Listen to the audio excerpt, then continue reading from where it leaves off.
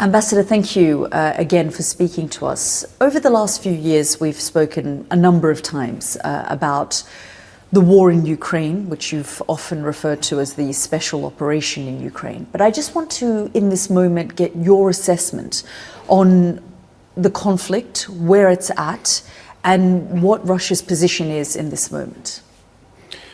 You know that in the recent weeks, I have noticed that there is a huge campaign in British media and worldwide that tables are turned. Ukraine has get another strength. It's acquired a new might, that Russia has no sources to continue. The front line is frozen, no movement. All this is relevant to the situation of March, beginning of April. That is true. There was a certain freeze because of weather conditions, the smelting snow, spring roads, as we called it. Then there was a certain counter-attacks by Ukrainians, but now they are all repelled. And you will see that there is a beginning of the summer offensive. Front line is again moving towards west, from east towards west. The average gain per week is about 10 settlements, something like that, villages and settlements. And the campaign is getting more and more active. I'm going to unpick some of the things you've said. You've talked about the fact that things were stalling because of the weather conditions. But in previous years, by May, June, as the weather changed, Russia did make many gains. But this year, for the first time since 2023, the Ukrainians have made gains. They are pushing back, and Russia hasn't moved as far forward as it has in previous years. What is this actually telling us about the situation on the ground? Still about the situation on the ground. Please pick up news of today, of yesterday, but not dated from, as I say, March or April.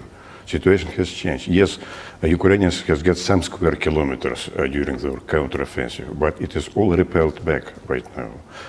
There is a movement, probably not that fast. It has happened last May, last June, and all of this. We have a war of drones. It is well known. Situation is changed every day, but what I can say is that there are new developments here. Of course, Ukraine is now getting drones from Western countries, which has now a production over there, quite a numbers, but still we have huge resources of drone productions. And in any event, we will dominate in this thing.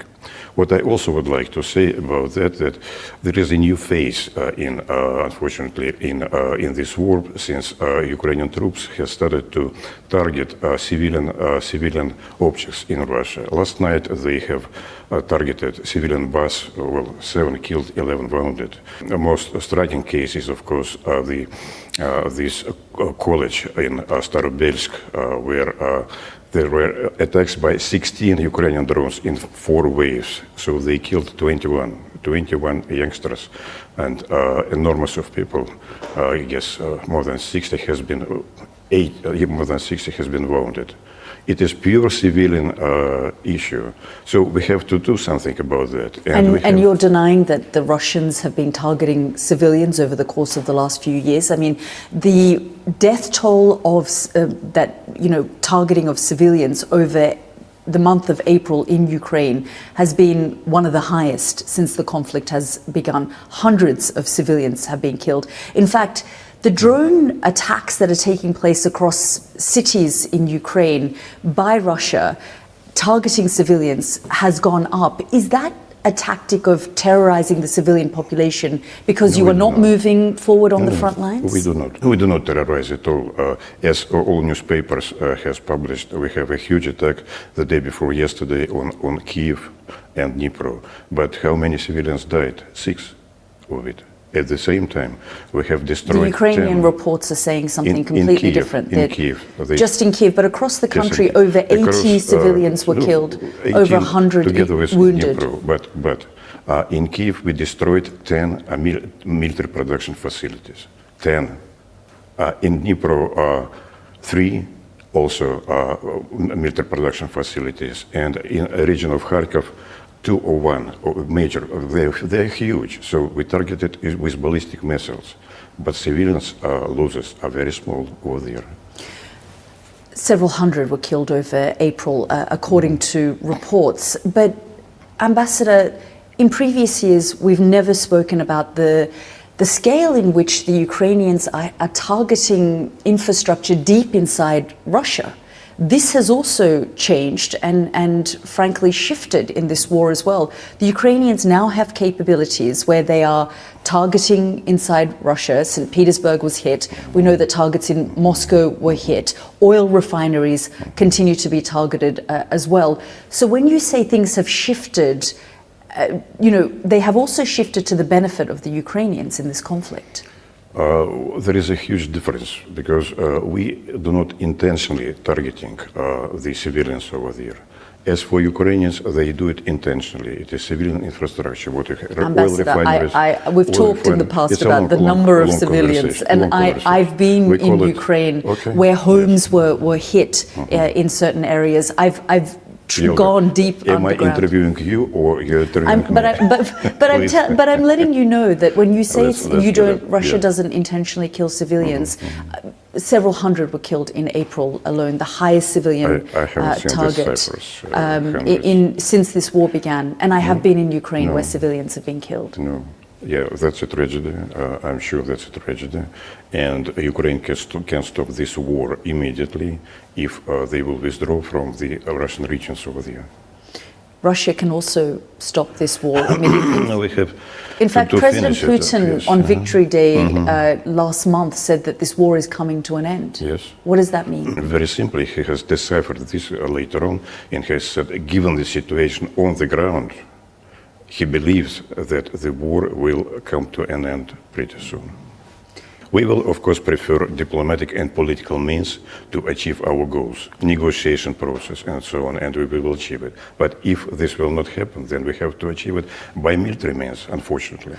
It is extraordinary, though, that you entered this war describing it as a special military operation. 4.5 years on, it has turned into a sort of almost a meat grinder for Russians.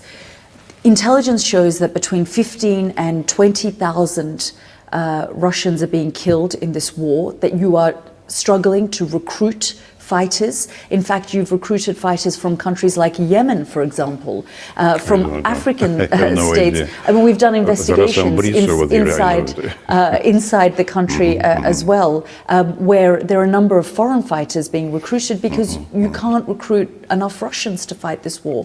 Thousands of Russians are being killed inside Ukraine. Neither I can dispute it or not. I have never heard about a Yemeni participating in it. There was an extensive investigation by the FT, by the BBC as well. No. There are no Koreans over there, used to be, so now they have withdrawn on it. But what do you say? In any case, resources of the Russian Federation are much bigger than of Ukraine. What we have met, this is a participation of all European states, not with many exceptions. I will say Slovakia, Hungary, and all of that. But we are now fighting, unfortunately, not against Ukraine, but we are fighting against mainly NATO resources over there. That includes that, of course. And I can only say it's poor Ukraine because it is losing people. NATO countries are losing resources, but Ukraine is losing people. It is well known that the population of Ukraine is right now 21, 22 millions, and before the war it was 48 millions. That's a difference. Because you've driven thousands, millions out of the country because of the war. Many of them are in Russia. Is this a war against NATO, between Russia and NATO? It's an existential war for us. Not for NATO countries, because otherwise we have had a chance just to lose our influence, our country, our role in the world. It is for us an existential war. In fact, it is being done, yes, against NATO countries, probably without the United States. But initially, of course, the United States participated very actively in it. the United States is still offering support to Ukraine, aid packages. President Zelensky has asked for more Patriots. They've asked for more support. Intelligence is there from the United States as well. Exactly, you're absolutely right. So that it is just additional strength for the other side. It is anyway. So we cannot lose in it. We cannot lose this war. We simply have to win it. That is why we still continue to do it. But what does winning now look like 4.5 years into this war? No, it has been thousands, tens of explained. thousands of Russians killed. It has been explained many times. I'm not speaking about how much has been killed or something like that, but it is, we have to liberate lands on which Russian population lives. It is just that Russians over there should live free and safe. We are now seeing inside Russia not just drone attacks, refineries hit.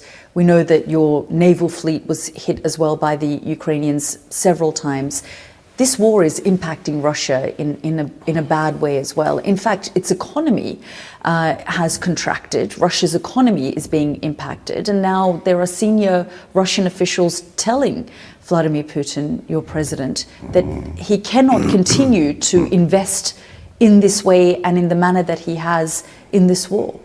I cannot deny that the war cost a lot, and this year we have a certain very low percentage of growth. It is, well, in comparison with UK growth, it is quite the same, I will say. But altogether in 3 years, it was 10% of growth of GDP. Ukraine has put strikes on our refineries quite a lot, on our exportation facilities. Tonight, St. Petersburg, Ust-Luga, Novorossiysk, and the others, but we learned how to reestablish it, how to make it back. And I say exportation of oil in May has exceeded exportation of April, March, January, and so forth. So it's the biggest exportation, by the way. Why?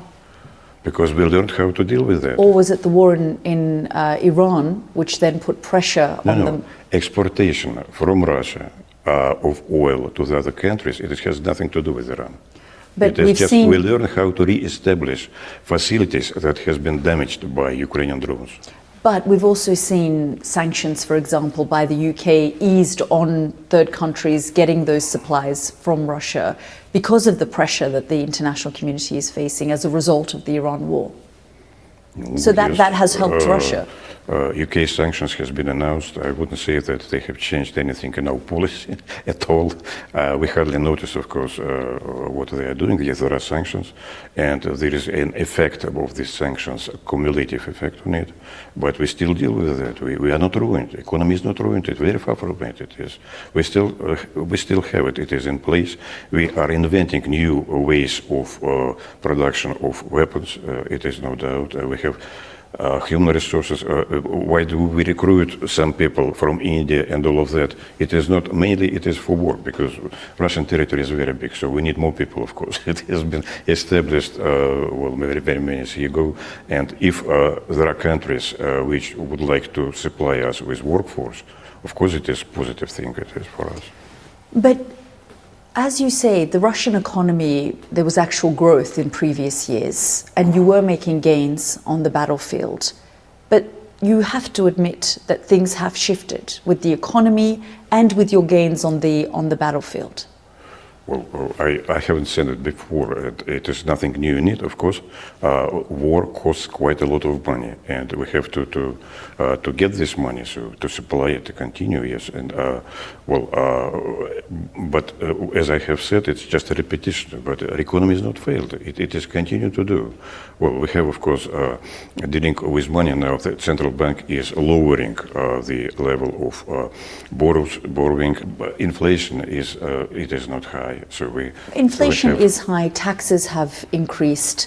Inflation is 6%. People are being impacted directly as a result of this war, and they don't understand what it is for anymore, the Russian population. I think that the population purely, absolutely understand what it is for.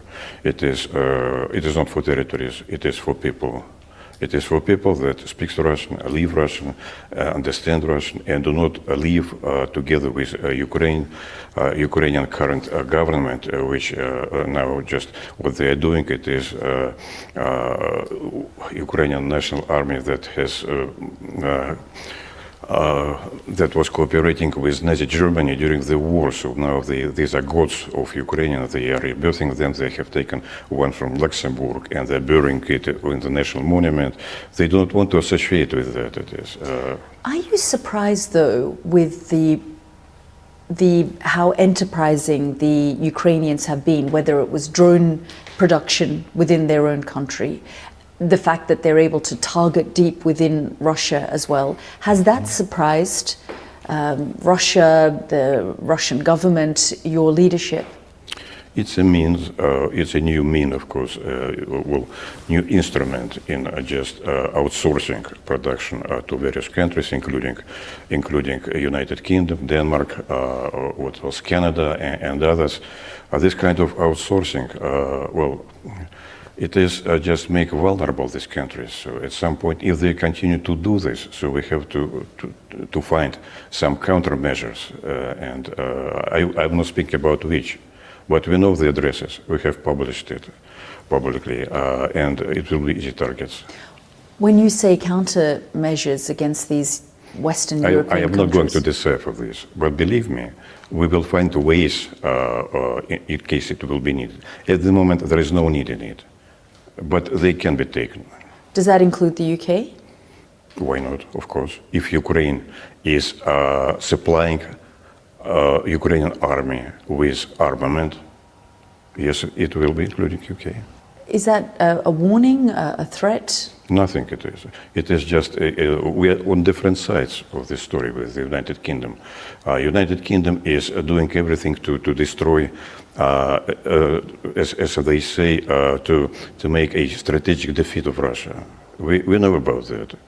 By supplying Ukraine with armament, with money, with armament on the one hand.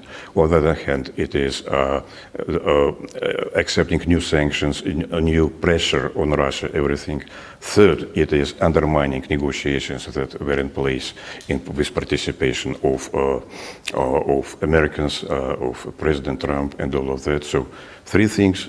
It is not, of course, a contribution to our. It is not even unfriendly. It is adversarial. Because the view is that Russia started this war. It is the aggressor, and Ukraine has been left vulnerable. And frankly, as you say, it's the fact is that Russia is fighting this war against NATO as well. It might not be in NATO territory, although we are seeing... NATO is an organization. NATO itself, it has only three, it is called a long-distance surveillance, 3 or 5 at the moment, aircrafts. There is nothing, no facilities. But NATO is consisted of the Secretariat and countries. NATO countries are fighting against us. That is true. And we hear very militaristic, belligerent voices. For instance, one of NATO, let's say NATO Baltic foreign ministers say, let's attack Kaliningrad recently. Let's destroy everything in Kaliningrad, especially ABM system and all of that. How we can react? Yes, of course, our militaries will be prepared for this kind of endeavors. European countries are now talking about negotiations, mediation with the Russians. Where does that leave the UK in those conversations? Because you have, talked a lot, even in the past, about the UK's role in its support with Ukraine. How does Russia view the UK's role when it comes to these sorts of negotiations, mediation with Europeans?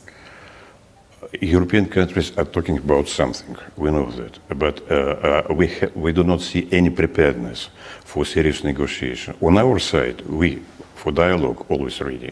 But as I have already mentioned, European countries are supplying and reinforcing, doing everything to reinforce Ukraine in this fight. It means for continuation of fighting. They press, making increasing pressure on Russia by sanctions, by all other means all the time, and they do not want Americans negotiating with us, because whatever position Americans are taking, it is undermined by European countries. So we do not see that there is a real desire. On the other hand, I have seen that the whole idea of negotiations is to put red lines. It has been said by the European Union leadership that just to make a position what do not bring into the negotiations, what do not to allow Russia to do. This is not negotiations. Well, Donald Trump has also expressed frustration with Vladimir Putin, with the Russians, for not negotiating in good faith when he has attempted for the last year or so to bring not even bring the Ukrainians, frankly, to the table, which has been very frustrating for the Ukrainians, but to talk directly with President Putin. And frankly, the feeling has been that it's actually the Russians who are not approaching this with good faith or wanting this conflict to be resolved. The attempt by President Trump in this field was very modest. Just one meeting with President Putin, some mediating efforts, and he switched to the other things at all completely. I wouldn't say that we do have contacts with Americans. There are special channels for it, and we continue an exchange. But at the moment, he is completely dealing with Iran issue, because I would say that there is different dimension of this conflict. Iranian conflict and the Middle East is a worldwide situation. And this is a pure European issue, what we do have with Ukraine. With the war in Iran, will Russia continue to provide support to the Iranian regime? What is Russia's position in terms of where things stand with Iran at the moment? We know that Vladimir Putin, for example, has spoken on the phone with Donald Trump in the past about this. He's also, does he speak all the time to Donald Trump? About Iran, we are in contact with Americans. The issue is that this is talks between Iran and the United States. We are not part of this conversation and integral part of this conversation, and we do not want to integrate into this conversation. But whatever compromise will be found, we will be supportive if it will lead to a long-term peace over there and stability. We can play a major contribution, a major role in facilitation. In 2015, when the agreement with Iran has been reached, we offered our services, and it is played crucial over there importance to achieve final negotiations. At the moment, the main issue is again nuclear enrichment over there. One have to proceed from the basic understanding that it is absolutely basic right of every non-proliferation treaty member to enrich uranium in peaceful purposes, also for the energy, and Iran has it. If Iran will decide voluntarily, as a gesture of goodwill, to limit his own right in enrichment of uranium, and it will play positive role in the negotiations, it is up to him. But we, of course, welcome any kind of compromise, any kind of gesture and position that is going to lead to a normalization of relations, long-term normalization of the situation over there. Given the Trump administration's role and the fact that this war was started, and now there are attempts to negotiate some kind of agreement, do you trust Donald Trump will be able to resolve the conflict between Ukraine and Russia? It's not to me to judge about the conflict over there. There are different ways, different views of the final situation over there. One is that Ukraine may be part of NATO and European Union. It's fantasy. It's not going to happen. That's your red line and continues to be your red line. Not about European Union, but about NATO, of course it is. But as far as I see, the attitudes by different countries in the European Union, so they are very skeptical about that. But we are not influencing it at all. The second option, that to preserve Ukraine like an instrument against Russia all the time, but it cannot be forever. It is. And a third option, which is much more practical and serious in this endeavor, it is just overall settlement, European, a new deal between Europe and Russia about European security, where Ukraine will have ties over here and over there, and to be normal, neutral, according to its constitution. It is still a neutral state, by the way. Constitution is valid over there. That's what victory looks like for Russia. I'm just trying to depict it, trying to talk about the future, about possibilities. And as for victory, it has different definitions. And you think that Russia can rebuild its relationship with the UK? In a distant future, perhaps, but not with this government. Ambassador, thank you for your time.